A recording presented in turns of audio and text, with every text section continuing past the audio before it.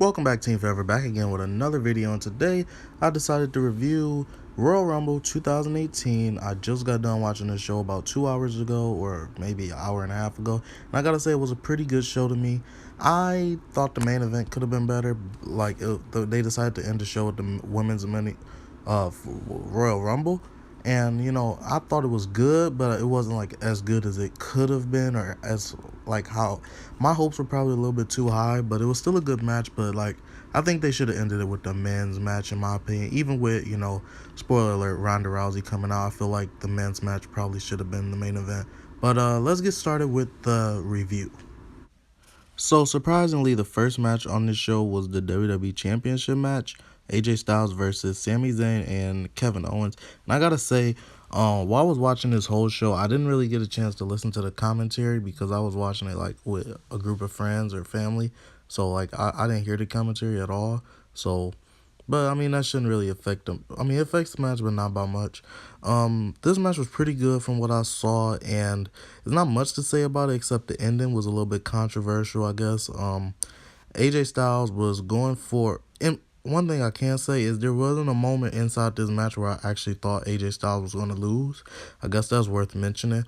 But inside the match, in the end, AJ Styles had Sami Zayn up. I forgot, maybe it was a fireman's carry position or something, but he was trying to do a move on him, and Sami Zayn was trying to tag Kevin Owens, and it was like a half tag, like their fingers touched, so it was really hard to tell if he got the tag or not. And AJ Styles threw Sami Zayn outside of the ring, and Kevin Owens was about to do a pop-up power bomb. So I guess Kevin Owens was the legal man, but AJ Styles countered it into a roll-up and got the wins, a Hurricanrana roll-up. So he got the 3 count and he won the match, so he retained. And he won clean as a sheet. But in the back, later on, we saw that Kevin Owens was trying to say that he wasn't the legal man. He just got in the ring to check on Sami Zayn. I don't know what the powerbomb was about, but yeah, the match was pretty good. It wasn't bad at all, and AJ Styles retained his title. Next up, we had the SmackDown Live Tag Team titles on the line. The Usos put the titles on the line against Chad Gable and Shelton Benjamin. Now, I didn't take notes on this show, so if I'm not giving a lot of critique on the moves, it's because I really didn't take notes. I took notes on the Royal Rumble match, but it was after I got home just now, and just to remember some of the stuff. But yeah, this match again, Usos cut a promo before the match. It was good as always. Usos are on fire right now, and inside the match, they proved that they deserve to take these titles all the way to Mania, and they deserve a match on the main card for once because they're always on the pre-show. They did a clean sweep over Benjamin and Gable.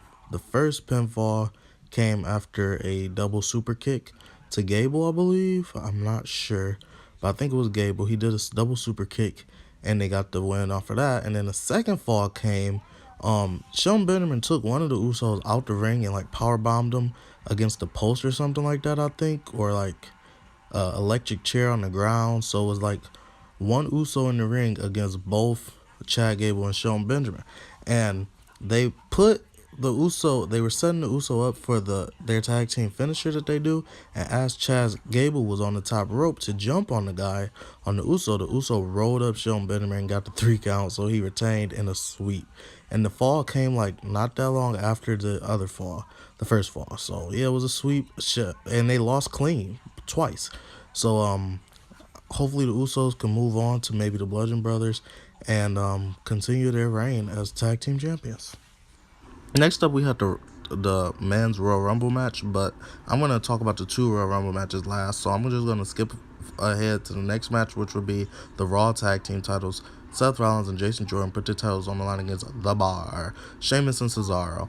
And a really good important note that I have to mention inside this match is that Seth Rollins, you'll see inside my Royal Rumble review, he did really great inside the Royal Rumble. He was in there for a while, so in this match, he was really, really tired, wore down. And Jayson was actually not in the match, so he was fresh. Sheamus was pretty much fresh. He was inside the Royal Rumble, but not for long. You'll see when I talk about the Royal Rumble in a minute. And Cesaro was inside the match for a while, so he wasn't fresh, but he was not as bad as Seth Rollins. Seth Rollins lasted the longest. He was really, really tired.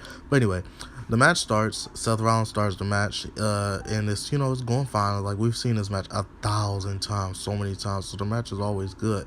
But basically, if I could sum this match up, Jayson Jordan got thrown against the ring post outside the ring and stayed on the ground for the entire match. So long in the match, he was on the ground just from one move, and it was pretty funny, and it was something new to their matches because Seth Rollins had already just went through war in the Royal Rumble, and he had to fight this whole title match by himself without Jayson Jordan, and the bar was giving it to Seth. Seth was taking them both out at the same time at one point, but it's 2-on-1, and near Sheamus and Cesaro, the bar. So Jayson Jordan finally got up, and Seth Rollins tagged him in. Jayson Jordan gets in the ring. He's still selling the injury of the ring post on his head. And what does he do? He tags right back out. Seth Rollins is back in the ring. Jayson Jordan pretty much gets off the apron, and the bar hit a brogue kick on Seth Rollins. Sheamus hit a brogue kick on Seth Rollins, should I say, and then the bar hit their tag team finisher, and Sheamus got the pinfall, or maybe it was Cesaro got the pinfall on Seth Rollins. So the bar are the new Raw Tag Team Champions. The next match was the Universal Championship match, triple threat. Brock Lesnar puts his title on the line against Braun Strowman and Kane. This match was pretty much how I expected it. It was crazy. Right when it started, Lesnar just went right after Kane. It's pretty funny because you look at Strowman, you look at Kane, and go right after Kane. Like, you would think because he's smaller, he probably think he's the weaker one. Everybody expected Kane to get pinned. But then Strowman went after both of them and just went crazy, beat up both of them. He got Lesnar outside the ring. Lesnar got back in the ring. All this happened in the first 1 minute. Lesnar gets back in the ring. Strowman goes down. Kane chokeslammed Lesnar. This happened inside the first minute, literally. And then, obviously that wasn't it. They're still going at it, going crazy. Stiff hits, especially Braun and Lesnar. I think Braun kneed Lesnar in the face, and they kept showing the replay. It was so stiff, so hard. And then Lesnar punched Strowman in the face just as hard, just as stiff. And, chaos ensued. They just going outside the ring. Lesnar used a chair. He got in the ring. He went out the ring again. Lesnar went out the ring 3 times within the first 2 minutes. He got back in the ring, had a chair. He hit Kane with it. Kane goes down. He hit Kane in the back with it. Actually, Kane goes down. He tries to hit Strowman. Strowman literally punches the chair. Chair goes. He beats up Lesnar, tossing him around. Strowman goes out the ring. He gets 2 wooden tables, puts them in the ring. He sets one of them up, like a regular table. He puts the other one in the corner. What he was about to do, I didn't know, but he ended up picking up, who was it? Strowman picked up Lesnar. Strowman picked up Lesnar and did his finisher, running power slam through the table that was set up normally. He gets a 2 count before, or no, not even a 1 count. Kane broke it up, and Booker T did a good little commentary spot where he said, I wonder if Kane didn't break that up, would Lesnar actually kick out? And that's a good thing to say, because we really don't know. Then Kane, I think this was a little bit of a botch. Kane went to put Strowman through the other table that was in the corner, and it looked so soft the way Strowman went through the table, but he went through the table nonetheless. And Cole even said on commentary, it looked like Strowman just knew he was going through that table, so he just put himself through it, because it was the softest little shoulder hit, and he went through the table. Then we see they all go outside the ring, still chaos, going at it. Braun takes the stuff off one announce table to put Lesnar through it. Lesnar reverse puts does an F5 on Braun. Braun goes through the announce table. Then Lesnar picks up the other announce table that's next to that one and buries Lesnar. We've seen that spot a few times. Then he goes after Kane to put Kane through the next announce table. Then Kane tries to reverse it. He tries to put Lesnar through that announce table. This is the third and final announce table. And then Brock picks up Kane and does an F5 through this announce table. And in this announce table, they didn't even move the monitors. So Kane's stomach just like landed right on the monitors, and the table broke. So then after Lesnar got up from doing the F5 on Kane, we see Strowman's already getting up, like literally already getting up from doing his move on, or getting buried under the announce table. So Brock goes after Strowman. Those two go at it, chaos, going at it. They go inside the ring. Strowman did a power slam on Lesnar, and Lesnar kicked out. Then he did another power slam on Lesnar, or Lesnar started getting right up. Then he did another power slam on Lesnar. Kane gets up, gets in the ring. He hits a chair. Kane gets in the ring. He hits Strowman with a chair, takes Strowman out of the picture for a while, and then he goes after Brock. But basically Brock just hit an F5 and pinned Kane like we all thought he would. And that's how that match ended. So Brock Lesnar is still the Universal Champion, and he's going to WrestleMania as champion. Braun Strowman stood up, after Brock Lesnar was leaving, and had a little stare down, but the usual. It was a pretty good match, very chaotic. It's worth seeing. It's about 10 minutes. So, yep. The next match I'm going to talk about is what I thought was the match of the night, the Men's Royal Rumble match. Remember, this match came in between the two tag team title matches. So number 1 and number 2 were, as soon as number 1 was coming out, I heard it was about to be Aiden English and Rusev Day or whatever. But I was hoping that number 1 was Elias, so that he could just start off the show like he usually does, or his match like he usually does, telling people to silence their cell phones and, blah, blah, blah, whatever he says. And then number 2, we would hear for Aiden English, but that didn't happen. But I was glad that I heard Aiden English, do his little intro. But Rusev was number 1. I feel like Rusev always gets early numbers. And then number 2 was Finn Balor, which was one of my picks. Not Finn Balor was one of my picks, but number 2. And they had, both of these two did pretty good inside the Royal Rumble. I'm just gonna go through the surprise entrances first, then I'll talk about some eliminations and stuff. The first surprise came at number 7 with the NXT World Heavyweight Champion Andrade Cien Almas, and it was great seeing him and Zelina, I think her name is, Rosita from TNA. It was great seeing them. Andrade did pretty good inside the Royal Rumble too. Like, he was awesome. Like, I liked him when he was face, and I like him even more now. Like, he killed that match last night at the NXT TakeOver 5-star match. But then number 10 was the next surprise entrance. It was, of course, Ty Dillinger, and you're probably thinking, why is that a surprise? But he wouldn't come out, and then it cut to a little backstage scene, and he was getting beat up by Sami Zayn and Kevin Owens. And after they got done beating him up, Kevin Owens was about to walk out, and Sami Zayn said, "No, I got this," and he goes out. So Sami Zayn, unofficially but officially, takes Ty Dillinger's spot. So I guess that's gonna be a next feud. I don't know, I'm not sure, but Sami Zayn enters at number 10. That's a surprise, I guess. Next surprise didn't come till 21, which was the Hurricane. Pretty random, but maybe it's something I don't know. But Hurricane was number 21. He didn't really do much. Number 23 was Adam Cole from NXT. It was great seeing him in there. He did pretty good. Well, not really, but it was nice seeing him in there. He did all right. Number 27 was the next surprise, and the biggest surprise, in my opinion, Rey Mysterio. It was great seeing him. He did awesome. And he looked, I don't watch Lucha Underground, so I didn't know he was in such good shape. He's so much smaller than he was before, and he looked a little bit taller. He looked bigger. He looked like he just got in great shape. And then number 30 was Dolph Ziggler, who I thought was about to win when I seen him come out.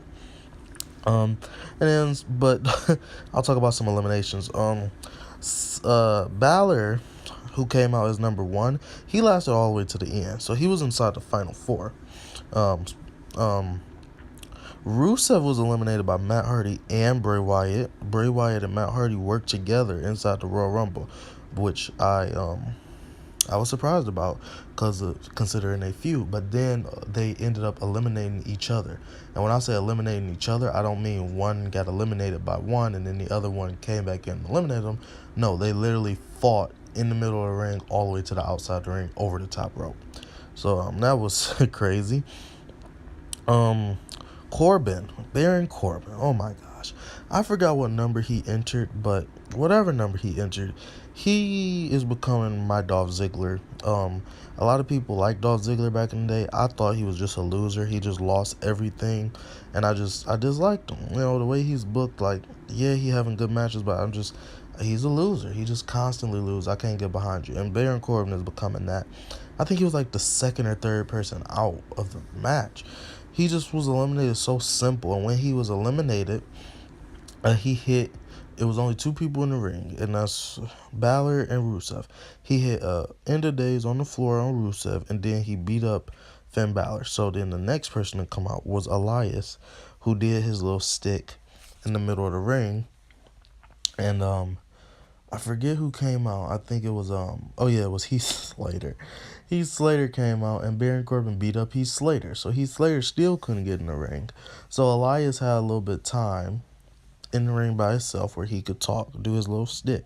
And then I think it was Cena, maybe? I don't really remember, but whoever it was, they beat up Elias, and, you know, he had to stop doing his little thing, whatever. I think it might have been Andrade that came out, actually. I don't know. But that was something. Then, with Slater, he kept getting beat up. Every time somebody came down, they would, you know, stomp Slater or punch Slater, throwing him against the steps. Like, he just could never get in the ring. It was so funny. Such a running gag throughout the match. And then Sheamus came out, and he was being nice. He threw, you know, Slater into the ring. Then Sheamus got in the ring for about 5 seconds, and Slater clotheslined Sheamus right out the ring. So Sheamus was in the ring for about 6 seconds. He had the shortest time inside the whole match. It was pretty funny to see. So Sheamus got eliminated in 6 seconds by Heath Slater. Next thing I want to talk about is Randy Orton, who came in. You know, he did great, as he always does, and he did a great RKO on Andrade Cien Almas, and he eliminated Almas. Almas came out at 7, and mind you, Orton came out at like 25, 23, somewhere in the 20s. So Andrade lasted a long time. And he was eliminated by Randy Orton. Great showing by Andrade. I can't stop saying good things about him. Cena eliminated Elias, and Cena eliminated the Hurricane. I think Cena was number 20, I think. And then Hurricane was 21. Cena eliminated Hurricane. Then it was when Ziggler came out, Balor was still in the ring. Ziggler, I thought he was going to win. He started eliminating people, but then Finn Balor eliminated Dolph Ziggler. So I didn't really think he was going to win for that long. Roman Reigns, of course, came out. He eliminated Orton. The big people that Reigns eliminated was Orton, and he actually eliminated Seth Rollins. Seth Rollins was in the match for a while, and Reigns eliminated him. By the way, Balor and Seth Rollins, I would say, are the MVPs of this match. They were going at it for a while. Balor was in there from number 1 all the way to the top 4. And I will get to the top 4, which were John Cena, Roman Reigns, Shinsuke Nakamura, and Finn Balor. And at this point, I thought anybody could win, but I was just saying anybody but Reigns, because I didn't want Reigns to get the win. And out of these 4, they were going at it for a while. It was a stare down. The final 6 was Orton, Cena, and Rey Mysterio, and they were having a face-off with Nakamura, Balor, and Reigns. So it was like the new school versus the old school.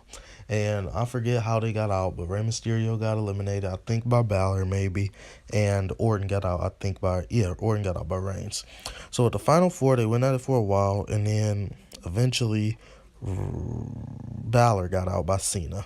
And it was like A lot of people got crushed because they wanted Balor to win. He been in there since one.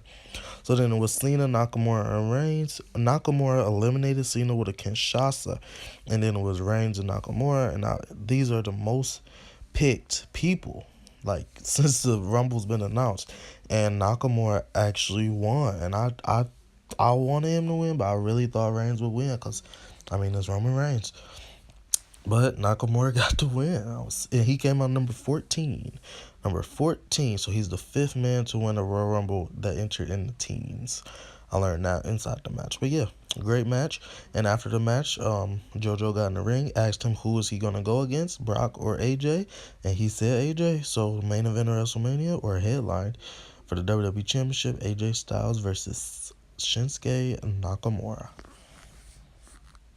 And as far as the match goes, it was great. I thought it was really, really good. It wasn't nothing bad about it, in my opinion. Nothing that I really disliked about this Royal Rumble, I will say. So, it's definitely one of my favorites. Like I said, I haven't seen them all. My favorites are 2009, 2011, and 2000, and actually to be this one because I thought this match was better than last year's. So, yep, this match would be my third favorite right now. So, yeah, definitely worth checking out. Next up, we have probably the most anticipated match of the night. I didn't expect it to main event, but with the women's Royal Rumble match. And before I even get started on talking about this match, can I just say that Sasha Banks tweeted out this picture right here that you're looking at on the screen right now. And when I saw it, because Sasha Banks herself tweeted it out and said something like, "This is what dreams are made of." And when I saw it, I said, "Oh, okay." So I tweeted at Wrestle Talk because that's like my favorite podcast, and I wanted them to talk about this on the next show. So when I saw the picture, I tweeted this that you see on the screen now, and I said, I guess this gives away that the Bella twins are going to be in the Rumble, because the Bella twins, if you look on that picture, they both inside the promo for it. So when I put that, Nikki Bella replied to me and said, "That's a fan edit, it's not a promo shot. Wish I was cleared to be in it, Nikki. So I'm thinking, oh, okay, she's not going to be in it. But then I have fans, like the tweet got like a lot of praise or like attention and like hours. And like people was tweeting and talking about it, and people were saying like, "Don't believe her. I think she's tricking us. I think the whole Bella family is inside Philadelphia," and all that type of stuff. But anyway, that comes up later, as you probably already know what I'm leaning towards. But number one and number two. Oh, by the way, the ring announcer, special guest was Maria Menounos. She did all right. It was nice seeing her. I like Maria Menounos. I watch AfterBuzz TV. And then special guest commentator was Stephanie McMahon. Like I said, I didn't hear the commentary at all. So, match starts off with number one being Sasha Banks and number two being Becky Lynch. Great number one and number two. I was just expecting Bailey to be number one so that she can get her whole entrance. But I have some stuff to say about Bailey about later on in this match. Sasha Banks and Becky number one and number two. Now I'm going to talk about the surprise entrances. Actually, I'll talk about Sasha and Becky. Sasha did great. She was in there for a long time. Becky Lynch, she did great too. She was in there for a long time. It was obviously a lot of surprise entrances in here. The main one that I want to talk about is Alicia Fox not being in it. Like, I don't know where she was. She wasn't inside the match at all. I was expecting her to be number 30, but she wasn't. And I'll talk about that when I get to surprise entrance number 30. So number 5 was the first surprise entrance. It was Lita. I gotta be 100% honest. Lita in the ring, she wasn't the Lita of old. She was, like I said, she wasn't the Lita of old. She was definitely, you could tell she hadn't been in the ring in a while. And even if she was in the ring, because I don't know if she does indie shows or whatever, you can tell she hadn't been in the WWE ring in a while. She wasn't the Lita. Like I said, she wasn't the Lita of old. She was a little bit slower, a little bit, less charismatic. She was something. Number 6 was Kairi Sane. She was the next surprise entrance. So we got back-to-back surprise entrances. She did all right, but she was actually eliminated by Dana Brooke, and we saw her elbow, so that was great. But she was eliminated by Dana Brooke. That was very surprising, but I'm happy that Dana Brooke got that elimination. Next surprise entrance was number 9, Tori Wilson, who looks better than ever. She is amazing looking. She did great. Well, I mean, she didn't do great. I mean, Tori Wilson never wanted to be a wrestler, so that's not where she shines at. But I mean, she did all right. Next surprise entrance was Molly Holly. She did one of the best out of the surprise entrances. She was great. I don't know how she still got it. I really don't. But she did even a little dragon. I don't know what it's called. 450. Oh, Dragon Rana. She did a Dragon Rana senton on I think Sasha Banks, and it looked pretty much perfect. Like it was definitely a 9 out of 10 in my opinion. Next surprise entrance we had. Yeah, actually, I will say Molly Holly did the second best out of surprise entrances, just second to the next person, number 14, Michelle McCool, who I think is my favorite women's wrestler of all time. It used to be Victoria, but I think Michelle McCool passed it. Michelle McCool did great. She can be back on the road full time, and she's definitely believable. I love Michelle McCool. She eliminated like a lot of people. She eliminated Sonya Deville, she had eliminated Liv Morgan, and she eliminated Molly Holly. So, and she also eliminated Lana. So Michelle McCool did great. She tried to do her finisher on Sasha Banks, but Sasha Banks reversed it.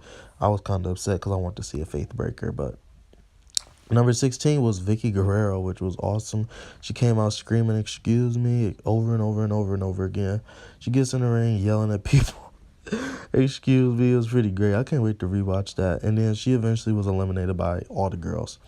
She's leaving, and apparently she was screaming for just about 2 minutes straight. Cause then Carmella came out, number 17, and she took the Money in the Bank. When Carmella and Vicky were looking at each other, I was thinking maybe Vicky can come back and manage Carmella, but apparently Vicky didn't like Carmella because she took the Money in the Bank briefcase and hit Carmella. And I was like, oh shoot, Carmella's laid out outside the ring, and maybe she's about to, be the Heath Slater of this match. But that didn't happen. Next surprise entrance was number 19, Kelly Kelly. She came in. She did her stuff. She had a few botches, but she was all right. Kelly did great. I mean, not great, but she did all right. Then we had number 21, Jacqueline. She didn't really do much, which was kind of upsetting because she looked like she's still going to wrestle, so I don't know. Then we had number 23, which was great, Ember Moon, the NXT champion. I'm glad that she was in it since Andrade was in the men's. She did good. Nice to relive her rivalry with Asuka. That was great. But it ended up, and Ember was definitely selling that arm injury from last night. Asuka ended up eliminating Ember Moon, She's still not ready for Asuka, apparently. But she did hit a Eclipse on Asuka, I believe. Number 24 was Beth Phoenix. And at this point, Nia Jax had been beating up, the whole, every woman inside the match. And I'm talk about my, the things I didn't like about this match at the end of this video. But anyway, Beth Phoenix came out, and we thought, Nia Jax finally has an opponent that can probably eliminate her. But Beth actually picked Nia Jax up in a Samoan drop position, a fireman's carry position. I couldn't believe it. I'd never seen Nia Jax get picked up, but she still couldn't get her over the top rope. Nia Jax actually went outside the ring when the Divas of Doom reunited Natalya and Beth Phoenix, so that was great. They took out Nia Jax, but not over the top rope, through the middle rope. They hugging, celebrating best friends, and Natalya eliminates Beth, which, whatever. Then we had the surprise entrances that I was telling you about earlier. Number 27 was Nikki Bella. So she lied to my tweet, as y'all saw in the earlier picture that I showed you when she said she wasn't cleared. She definitely lied because she was in the match. And number 28 was Brie Bella. And when 27 came out, they all jumped Nikki. So I think it was pretty much a setup. It was so obvious that Brie was coming out 28, and she came out, don't mess with my sister, and she defended Nikki. They took out a few people, and then number 30, who I 100% thought was Alicia Fox, because she was at that point the only woman that hadn't been out that was announced or that was in the promo that's on the main roster. I had her written down and everything, and it was Trish. I mean, I'm not complaining, but I kind of am, because, I was just so much expecting it to be Alicia that, my excitement was huh? Trish. Even though I wanted her to be in it. I don't like that. I hope that it's a reason why Alicia Fox not in the Rumble, not just because they didn't want her in it, because like there's no way you should put all those surprises in there before you actually put um somebody that's on the roster that's fighting there every week, in my opinion. And pretty much with the surprise, never mind, I'll talk about that last. But okay, Trish did great. She still got it, definitely. She relived her thing with Mickie James, her rivalry with Mickie James. They went at it and she eliminated Mickie. Too bad she couldn't be in the ring with Lita. That's one thing I didn't like. But I'll talk about all my dislikes at the end, like I keep saying. Now I'll go on to eliminations and more special moments. I already said Alicia Fox wasn't in it. Ruby Riott eliminated Becky Lynch, which I thought was a big elimination for her. Dana Brooke eliminated Kairi Sane, I already mentioned. Naomi came out and she, had a nice little thing with or a spot with Nia Jackson. At this moment, all the women were on the outside of the ring, like going through the middle rope, bottom rope, and Nia Jax like threw Naomi on top of all of them. They caught Naomi. Naomi went on the barricade. She had a little Kofi Kingston moment because she walked across the barricade, got inside Maria Menounos' chair. I'm laughing because Maria Menounos is a fan, and she was trying to record like a Snapchat. And Naomi's like, move, get off this chair. And Maria got up, Naomi did something else with the chair. She got on the ground, put her hands on the ground, kept her feet. Oh, I didn't mention the Kofi spot inside the men's match. The Kofi spot from the men's match was Kofi pretty much got eliminated and 1 foot fell on Xavier Woods, who was previously eliminated. And then, he stepped on the plate of pancakes pretty much. And that's how was the Kofi spot for this match. But anyway, back to the Naomi spot, which I think was better than the Kofi spot. She went with the chair, climbed up this. She dragged her feet on the chair by her hands, climbed up the steel stairs, got in the ring, and then got immediately eliminated by Nia Jax. So, whatever. That was a pointless spot, pretty much, because all the girls were on the outside of the ring. So I don't know why she would just. Well, I guess she had to get back in the ring so that she can get out the ring again, but whatever. Natalya eliminated Beth, I already mentioned. Michelle McCool eliminated a lot of people. Nia Jax, elimination. Nia Jax was taken out by a lot. Like a lot. Pretty much the whole ring had to take Nia Jax out. The final 4 were Brie Bella, Nikki Bella, Sasha Banks, and Asuka. Here, we saw, pretty much the Bellas against Sasha Banks and Asuka, but Sasha Banks immediately turned on Asuka, and it was pretty much the Bellas versus Sasha Banks versus Asuka, so it was just 2-on-1. So Sasha Banks was going for her little knees that she do in the corner, and both Bellas eliminated Sasha, so Sasha was the first one out of the final 4. Then it was both Bellas versus Asuka. Nikki turned on Brie and eliminated Brie, so then it was Nikki versus Asuka. And Asuka eventually eliminates Brie, or eliminates Nikki. I actually think that I'm going to talk about the things I didn't like about the women's Royal Rumble in a separate video. So, look out for that after the match. By the way, Charlotte and Alexa Bliss were ringside, which I kind of didn't like. But anyway, Asuka got in the ring with those two got in the ring with Asuka, and they asked, who are you going to face? And I was really hoping that she was going to say Charlotte, but then Ronda Rousey came out and pretty much did nothing. Like, she didn't do anything. She tried to shake Asuka's hand. Asuka pretty much slapped it, and the fans went, ooh. But I don't know why. Like, it wasn't that big a deal. Ronda Rousey just pointed at the WrestleMania sign with the 3 girls in the ring. So, I don't know what that means. She pretty much meant nothing. Like, she went out the ring, she shook Stephanie's hand, and she left. She was dressed in a Roddy Piper shirt, like her shirt, but in like Piper font, like a parody of his shirt. Not a parody, but like I don't know. But yeah, that was the Women's Royal Rumble. I didn't think it was as good. I'm gonna talk about the things I didn't like in a separate video that I should record right after this. So look out for that. But it was an okay match, but my expectations were probably a little bit too high. But until next time, catch you later.